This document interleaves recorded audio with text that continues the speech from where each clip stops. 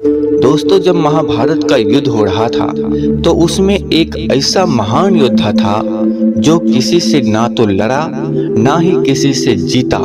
फिर भी दोस्तों, महाभारत के युद्ध में वो अपना बलिदान दे दिया। वो अपना सर काट के माधव के चरणों में रख दिया।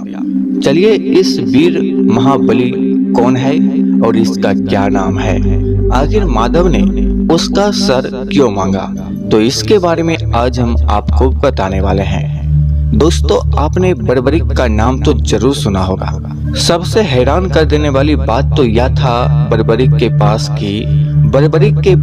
3 तीर थे और दोस्तों, वह तीनों तीरों से किसी भी युद्ध को जीत सकता था। वह जिधर चाहे उधर युद्ध को मोड़ सकता था और दोस्तों, उसके तीर में इतना ताकत था कि माधव स्वयं आए बर्बरिक को रोकने के लिए।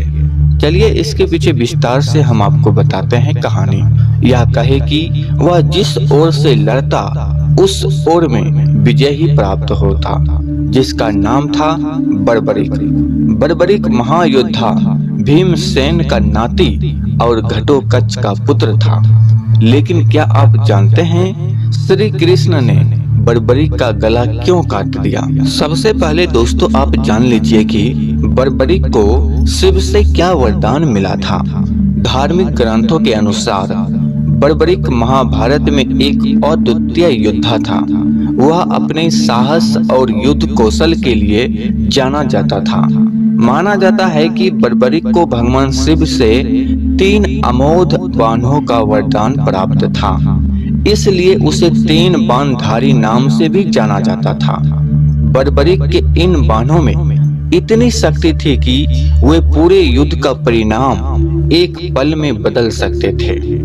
अब जानते हैं युद्ध में भाग लेने की इच्छा। दोस्तों, बर्बरिक को जब महाभारत का युद्ध हो रहा था तब उस युद्ध में भाग लेने का इच्छा थी, लेकिन श्री कृष्ण ने मना कर दिया। धार्मिक ग्रंथों के अनुसार माना जाता है कि जब महाभारत के युद्ध की शुरुआत होने वाली थी तो बर्बरिक ने युद्ध में भाग लेने की इच्छा प्रकट की, लेकिन उसने यह प्रण लिया कि रणभूमि में जिसकी हार होगी वह उसका साथ देगा। ऐसा माना जाता है कि बर्बरिक इस प्रतिज्ञा से स्वयं भगवान श्री कृष्ण चिंता में पड़ गए, क्योंकि बर्बरिक युद्ध में भाग लेता तो उसकी यह प्रतिज्ञा युद्ध के संतुलन को बिगाड़ सकती थी। अगर युद्ध में कौरवों की हार होते देखता तो उसकी सहायता करता। इससे महाभारत का युद्ध में कौरवों की जीत हो सकती थी। तब श्री कृष्ण ने एक चाल चली।